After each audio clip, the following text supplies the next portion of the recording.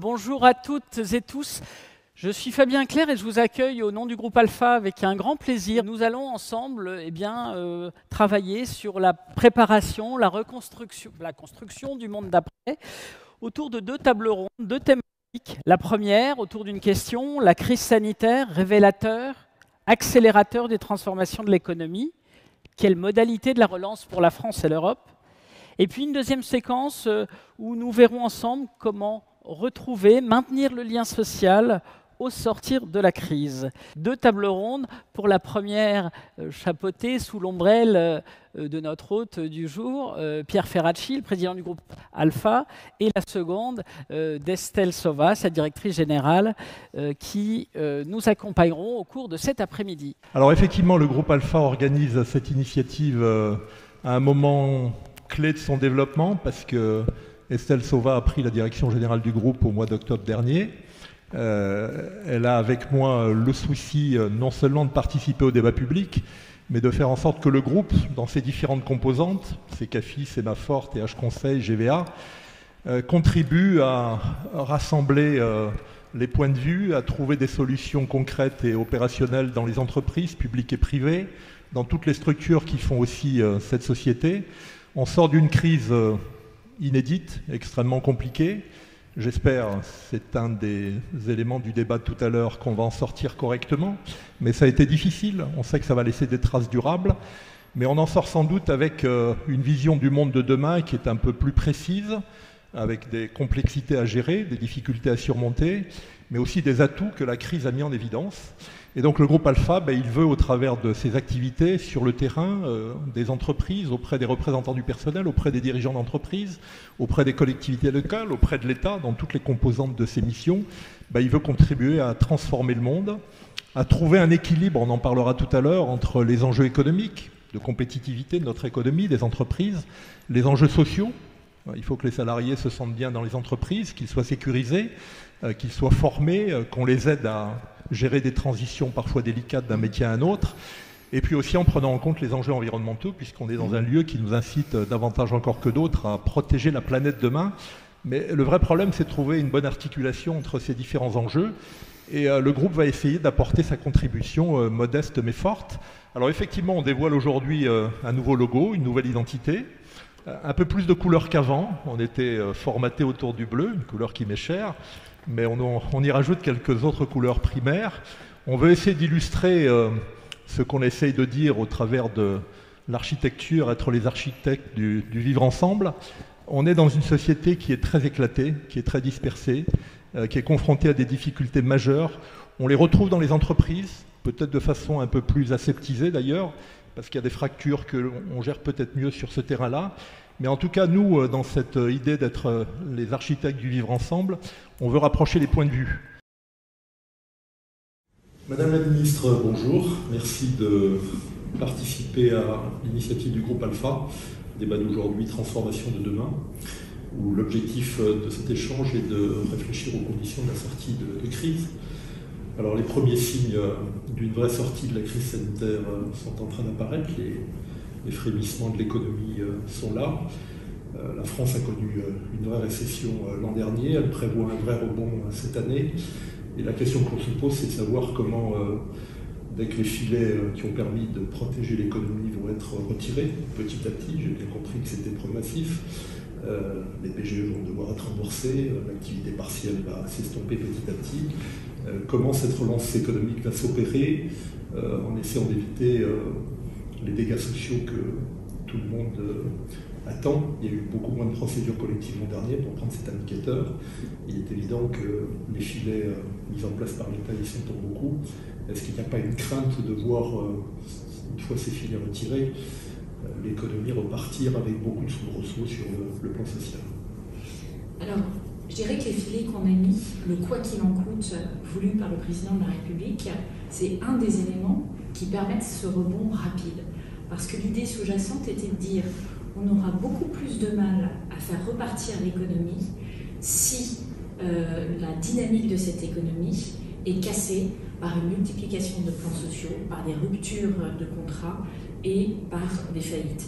Et c'est ce qui s'est passé en 2008-2009. On a pu constater que l'Allemagne était repartie très fort là où la France avait peiné à repartir, parce que l'Allemagne avait notamment mis en place un dispositif de chômage partiel particulièrement généreux.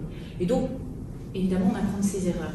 Donc, la première réponse au rebond économique, c'est précisément ces dispositifs, parce que ces dispositifs, ils ont maintenu le lien entre l'entreprise et le salarié, et donc le salarié est immédiatement disponible pour travailler au moment où la croissance est au rendez-vous. La deuxième chose, on le voit, c'est que la croissance est au rendez-vous. Elle est d'ailleurs plus au rendez-vous en France que dans la majorité des pays d'Europe continentale. Et ça, c'est une très bonne nouvelle, puisque l'intuition du président de la République, finalement, est confirmée par les chiffres que nous voyons. La troisième chose, c'est qu'évidemment, tout n'est pas gagné. Il va falloir sortir de cette crise en sachant à la fois pousser les entreprises qui peuvent servir de locomotive à l'économie, je pense notamment à l'industrie, tous les secteurs, parce que cette crise se caractérise par une très forte hétérogénéité en fait, de situation. On a des secteurs qui sont en surchauffe, on peut penser à la santé, on peut penser à certains éléments de l'agroalimentaire, et d'autres secteurs qui sont au contraire au ralenti ou qui traversent une crise plus profonde, évidemment l'aéronautique, ou une partie de l'agroalimentaire qui servait la restauration hors foyer. Comment vous voyez cette transformation de l'économie et l'adaptation aux besoins des citoyens, mais aussi aux contraintes de la concurrence? On a un peu le sentiment qu'il y a quelques retards qu'il va falloir rattraper. On a beaucoup parlé de l'échec de la France sur les vaccins, pas de la vaccination, mais de la production de vaccins. Est-ce qu'il y a des opérations lourdes qui vont amener cette économie à se transformer de façon assez radicale, et quels sont les atouts de notre pays pour y faire face? Alors, la crise a, je ne sais pas s'il faut utiliser le mot, eu un mérite, c'est en pointant les vulnérabilités de notre économie, notamment le fait que nous étions dépendants sur des biens de base, des biens premiers d'autres continents, a en fait généré des opportunités. Ces opportunités, c'est de relégitimer le rôle de la puissance publique dans l'accompagnement de la réindustrialisation. C'était une intuition du président de la République, puisque la reconquête industrielle est portée par le président de la République depuis 4 ans maintenant. Mais ce qui est intéressant, c'est que on voit les États-Unis, vous le dites très bien, qui investissent massivement dans l'industrie, qui investissent massivement dans la relocalisation. On voit la Chine qui poursuit son plan systématique de montée en gamme et de gain de part de marché mondial pour en faire le premier État industriel du monde, et pas parce qu'il est low cost, mais parce qu'il est positionné sur des technologies de pointe. Je crois qu'aujourd'hui, la réindustrialisation et la question de la souveraineté n'est plus un sujet idéologique. États-Unis, Chine, même combat. Et ce qui est, je dirais, positif, c'est que l'Europe commence à assumer la nécessité d'avoir un plan industriel ambitieux et d'investir dans ces entreprises et d'investir dans la relocalisation, y compris d'ailleurs dans des biens de mature en termes de positionnement et pas uniquement sur des innovations de pointe. Parce que, au fond, pour avoir une économie équilibrée, il faut que les biens matures financent la capacité à innover derrière. Donc, ces modèles-là sont en train de se mettre en place. Il y a beaucoup de sujets sur lesquels on est en réalité compétitif. Et cette question des relocalisations versus délocalisations, c'est aussi un changement de paradigme, c'est-à-dire les délocalisations, on a beaucoup parlé des gains d'optimisation de coûts, on a assez peu parlé des coûts de la délocalisation, le coût de la distance, l'empreinte CO2, le fait que dans un développement, lorsque vous êtes à des milliers de kilomètres l'un de l'autre, vous avez du malentendu, des coûts cachés. Moi, je l'ai vécu dans l'industrie automobile, où je faisais développer mes outillages pour la sous-traitance automobile, ils étaient censés être de qualité, ils arrivaient en France, on s'apercevait qu'ils ne fonctionnaient pas, il fallait 6 semaines pour les renvoyer en bateau sur le lieu de production et les faire corriger. Donc ça, aujourd'hui, on renverse le paradigme et on s'aperçoit que ces coûts cachés, ils peuvent être éliminés par des relocalisations, à condition d'investir sur l'industrie du futur, parce qu'il faut avoir une compétitivité coût, à condition d'être dans un écosystème innovant pour toujours avoir ce quart d'heure d'avance qui permet de donner du service aux clients. Et effectivement, l'enjeu du développement de la partie service est essentiel pour redonner de la compétitivité aux industriels et être proche des marchés et vraiment servir au mieux les clients. Bon, en conclusion, après quelques années de sinistrose et de descente aux enfers de l'industrie française, les motifs d'espoir pour cette industrie et un vrai rebond et de vraies perspectives sur le plan stratégique dans les années à venir. Premier motif d'espoir, on n'avait jamais recréé, entre 2000 et 2016, on a systématiquement détruit de l'emploi industriel net. Pour la première fois en 2017, en 2018 et en 2019, on a recréé l'emploi industriel net. Deuxième motif d'espoir, c'est ce que j'ai indiqué, c'est cette première place sur le podium pour les projets industriels portés par des étrangers en Europe. C'est la France qui a la première place sur le podium et elle l'a très largement en nombre de projets. Troisième motif d'espoir, c'est l'attractivité des métiers. Alors là, il y a encore un peu de chemin à faire, mais on commence à revoir de la fierté dans les yeux des Français par rapport à leur industrie. On a longtemps été petites choses et longtemps douté des qualités de nos entreprises industrielles. Je crois qu'il faut renverser cette vapeur-là. La croissance, c'est aussi la confiance. Comme je le disais, on peine à recruter, mais pour recruter, il faut faire envie. Et aujourd'hui, les jeunes ne sont pas encore convaincus que leur avenir est dans l'industrie. Ils en ont une image qui est déformée. Et le grand enjeu, c'est de changer cette image et de faire en sorte que l'appétit pour ces métiers-là se développe. Et alors, je me tourne vers vous, cher Jean-Hervé Lorenzi, peut-être pour regarder ensemble la nature de cette crise. Alors, vous nous annoncez la couleur dans votre livre, la grande rupture. Qu'est-ce que nous venons de traverser? Qu'est-ce que nous traversons aujourd'hui comme nature de transformation que vous appelez aujourd'hui rupture, et sur la base de laquelle il va falloir avancer et reconstruire sur la ligne de crête que vient de décrire la ministre? Ce qu'il faut bien comprendre, c'est qu'il y a des mouvements d'oscillation très forts. On monte, ça baisse, etc. Le Bitcoin, tout ça. La réalité, c'est que les croissances économiques, et en tout cas, j'ai passé une quarantaine d'années à travailler là-dessus, sont des périodes qui sont en fait des périodes assez largement déterminées par une série de facteurs. Alors, dans le cas précis, pour nous, le monde, nous sommes dans une phase qui est une phase, en réalité, non pas de dépression, même si on l'a connue en 2020, non pas d'effondrement, mais une phase de ralentissement de l'économie mondiale, tout simplement parce que trois facteurs viennent jouer de manière très forte. C'était vrai en 2018, c'était vrai en 2019, ce sera vrai en 2021 ou 2022. Ce sont les problèmes démographiques. Il faut toujours comprendre que, comme le disait Braudel, l'histoire du monde, c'est l'histoire de la démographie. Il se trouve qu'il y a un vieillissement de la population et que le vieillissement de la population, c'est ni bien ni mal, c'est une donnée. J'appelle pour qu'on dise les choses de manière précise. Le vieillissement, ce n'est pas du tout la baisse du nombre d'individus qui vivent sur Terre, puisqu'il y a une augmentation assez forte. C'est simplement que l'âge moyen de cette population a tendance à augmenter. Il y a un deuxième point qui est une énigme pour nous, les économistes, qui est le fait qu'en dépit d'innovation, comme le dit Philippe Aghion avec des yeux énamourés, et c'est extraordinaire, il se trouve que ça ne se retrouve pas dans les gains de productivité. Pour le moment, ça arrivera peut-être un jour, mais disons, si je regarde les 4-5 ans qui moi m'intéressent, ceci n'a rien de particulier. Et puis, il y a des problèmes de tension à la fois sociale, sociologique très profondes partout, qui sont liés à la dispersion, pour employer un terme statistique, du patrimoine et des revenus, qu'on peut baptiser tout simplement les inégalités, et qui est en réalité injouable à terme. Ça ne peut pas durer éternellement. Et donc, par rapport à cela, on constate, ça c'est les faits, ce sont les faits, on a constaté un ralentissement assez significatif de la croissance, au point que certains économistes, parmi les meilleurs économistes américains, surtout aux États-Unis, ont beaucoup développé cette idée de stagnation séculaire qui est excessive. Qui peut dire ce qui se passera dans 10 ans, dans un siècle? La seule chose qu'on sait, c'est qu'on ne sera pas là pour en parler. Au printemps, il y avait beaucoup de débats sur le monde d'après ne sera plus comme celui du monde d'avant. Moi, l'analyse que je fais un peu différente, c'est que je pense que cette crise est un accélérateur de tendances structurelles qui étaient à l'œuvre, sur lesquelles je vais revenir, et en même temps un marqueur des forces et faiblesses des pays, des entreprises. Alors, les tendances structurelles, c'est quoi? La première est d'ordre géopolitique.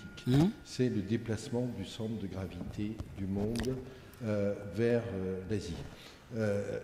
Il y a une trentaine d'années, le monde développé, pour faire simple, Europe, USA et Japon, c'était 20% de la population mondiale, 2/3 du PIB mondial. Aujourd'hui, c'est 18% de la population mondiale et c'est 37% du PIB mondial. Si vous regardez en 2050, les 3 premières puissances par le PIB seront la Chine, l'Inde et les USA. Deuxième point, l'autre mutation, elle est d'ordre industriel. Au fond, quand on parle de la question écologique, c'est principalement celle de la transition énergétique. En fait, il faut avoir conscience que c'est une formidable mutation industrielle.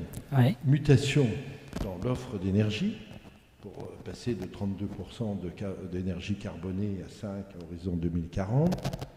Mutation dans les produits et mutation dans les façons de les produire. Donc personnellement, je suis très optimiste sur le fait que nous maîtriserons la question du réchauffement. Par contre, à la fin, il y aura des gagnants industriellement et il y aura des perdants industriellement. Et je trouve, dans cet égard, que la façon dont on a géré la question de la mutation vers l'électrique de l'automobile est l'exemple de ce qu'il ne faut pas faire. Parce qu'aujourd'hui, si vous voulez, si on croit les projections, on va détruire énormément d'emplois industriels dans l'automobile en France, en important des batteries de Chine, et on va se rendre compte à la fin que le bilan carbone, une fois qu'on additionne ce qu'on produit et ce qu'on apporte, va être défavorable. Comment est-ce que vous, en tant que syndicaliste, partenaires sociaux, acteurs de notre monde à l'échelle française, vous analysez ça? Qu'est-ce que vous retirez de cette crise, cher François? Alors, on a beaucoup parlé macroéconomie et je vais tenter humblement de me faire ici le témoin de la microéconomie, c'est-à-dire de ce qui est vécu au quotidien dans la longue histoire qui a 30 ans à peu près, la longue histoire de la désindustrialisation en France. Parce que c'est un concept macroéconomique, mais c'est aussi une multitude de petites histoires vécues par les salariés sur le site. Il se trouve que moi-même, j'en ai été le témoin. Donc, je reviens sur la question, qu'est-ce que la crise nous a appris? Moi, je vais tenter d'aborder aussi ce que la crise ne nous a pas appris et qu'il faudra peut-être aussi intégrer.